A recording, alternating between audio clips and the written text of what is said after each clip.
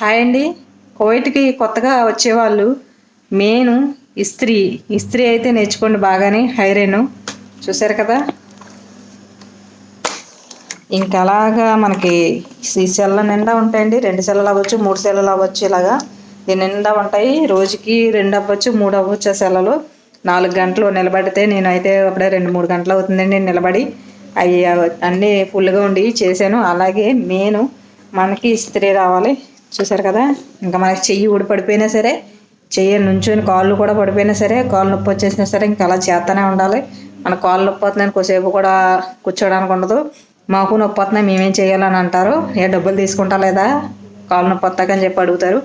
దాని గురించి మీరు ఇంటికాడ నుంచే ట్రైనింగ్ అయ్యి కొంచెం కొంచెం అలవాటు చేసుకోండి. కొన్ని అలవాటు చేసుకొని అయితే కొత్తగా రావాల్సిన వాళ్ళు కొన్ని వీడియోస్ చూసి అలవాటు చేసుకొని అయితే వస్తే మీకైతే కొంచెం ఈజీగా ఉంటుంది అన్నమాట.